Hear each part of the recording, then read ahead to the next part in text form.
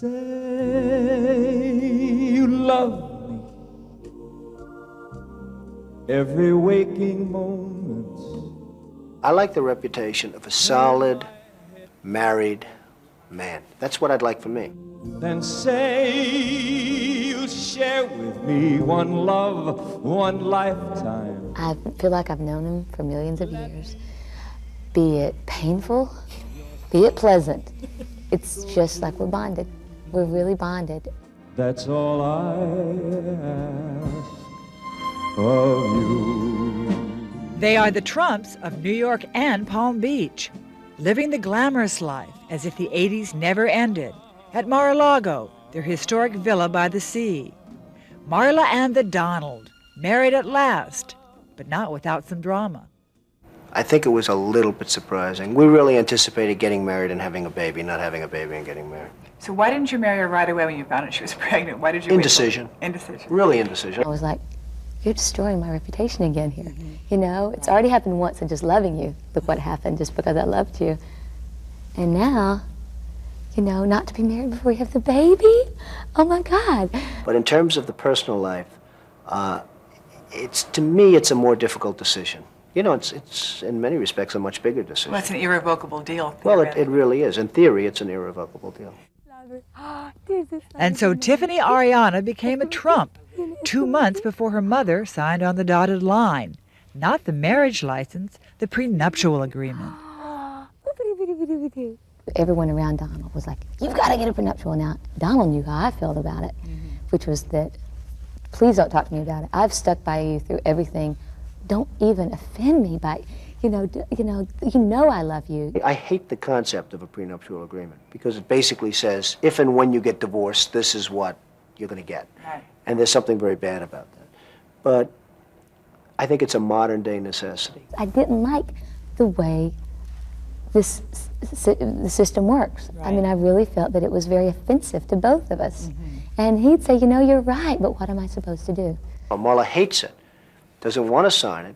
Ultimately, she has to sign it, just from my standpoint. She has to sign it. So I said, whatever you need for your bankers, for your associates, I'll sign that. Let's just not call it a prenuptial, and let's not put a dollar amount on what happens once we're divorced.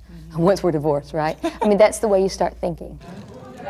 In the end, they made a deal. Reports had her asking for $25 million, but he negotiated her down to a mere $1 million. It looks a little, Cheap? yeah, it looks cheap. Yeah. You mean the amount of money? Well, the amount of money, the Not fact so that you... bad. Somebody gets married and it doesn't work out, you get $1 million. I mean, you know. You shouldn't be able to pay a price and be able to walk away. You make a commitment between yourselves and God, and you should not be able to say, write a little check, see you later. It's a lousy thing. I hate the concept, but it's totally necessary. And I think $1 million is a lot of money. No, you don't.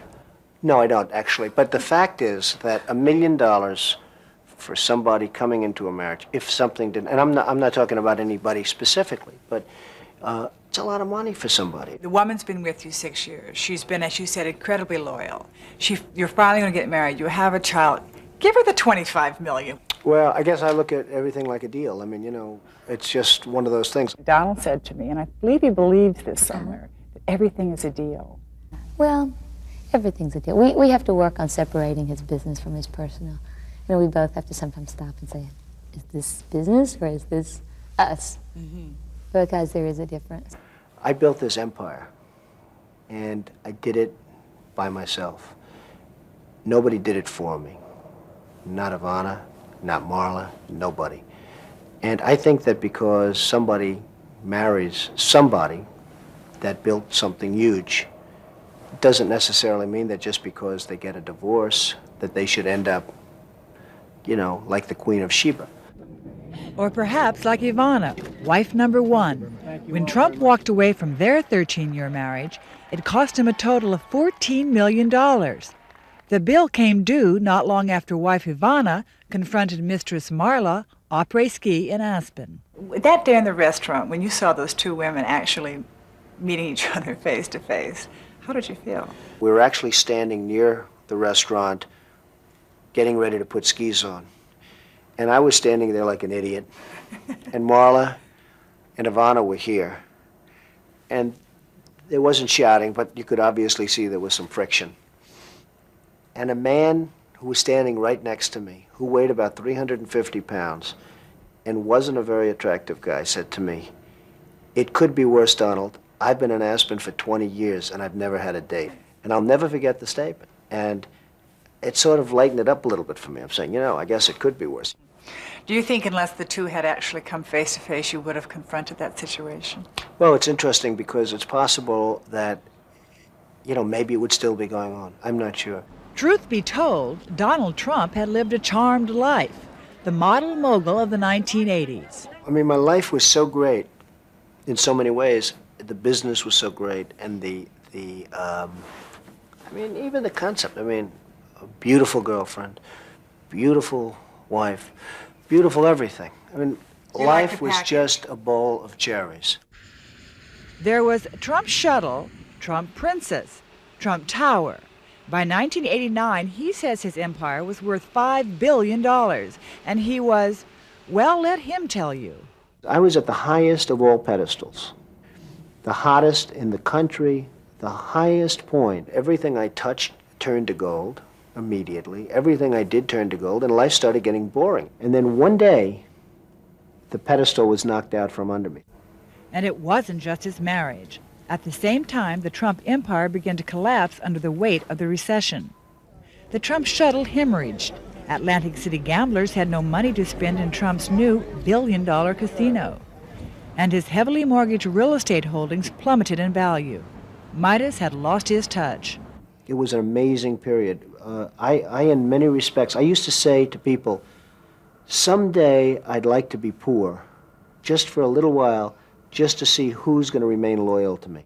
There were specifically 24 or 25 people that I have earmarked who were very disloyal, who shouldn't have been disloyal.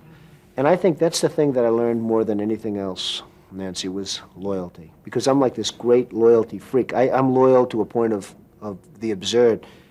I stay with people. And it seems the man who could have been a contender may be one yet again. After 4 years of staving off bankers, Donald Trump's casino business has come back. And within months, he'll sell shares, giving the public a chance to buy a piece of the Donald. Why should the public pay to bail Donald Trump out if, in fact, you do go public? Well, nobody's bailing me out. I bailed myself out. I think I've done a really great job of getting out of trouble. How much personal debt do you have now? Well, I had billions of dollars of debt, in excess of $5 billion. I had $975 million worth of personal debt. And that's down now to about $115 million, and I'm going to pay that off very quickly, in fact, over the next very short period of time. Do you think that Wall Street respects you? Yeah, I think Wall Street has a lot of respect. Call it what you like, they are certainly courting him. Hey, fellas, these two guys head up Merrill Lynch. And by the way, speaking about your last question, they came to Florida to kiss my ass to get the work for Merrill Lynch. You have no idea the pressure that's put on me by everybody in the country. Literally, I'm getting calls from everybody. Would I use this firm? Would I use that firm? Everybody. Wall Street has a lot of respect for Trump. I called a lot of analysts. They said we're receptive to Donald Trump because he usually ends up producing. Respect is another issue. And maybe he doesn't like the way I dress or something else, but he likes the way I make money. And, the analysts all like the way I make money. Trump says he has learned from his mistakes in business and in love. I think that putting a wife to work is a very dangerous thing. I mean, we'll do an educational program here, okay? If you're in business for yourself, I really think it's a bad idea to put your wife working for you. I think it's a really bad idea. I think that was the single greatest cause of what happened to my marriage with Ivana.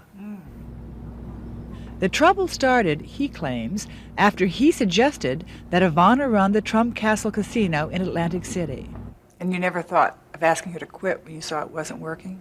Well, I'll give you an example. I didn't think of it that way. See, you tend not to think of it that way. Ivana would get angry at somebody over the telephone all of a sudden who was at the casino.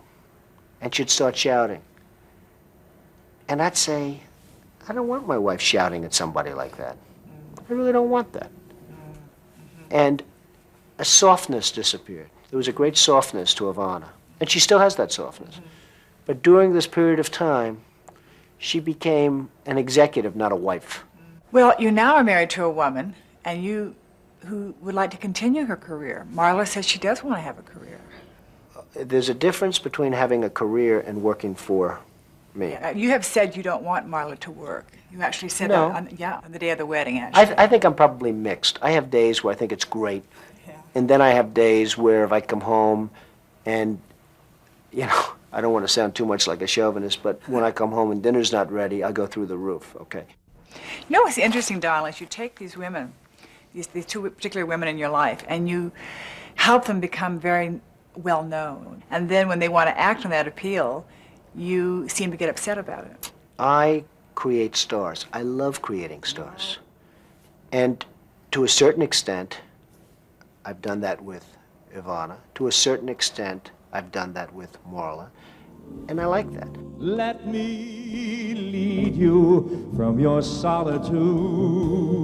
I mean, I've really given a lot of women great opportunity. Unfortunately, after they're a star, the fun is over for me. It's like a creation process. It's almost like creating a building. It's pretty sad. Love me, that's all I ask of you.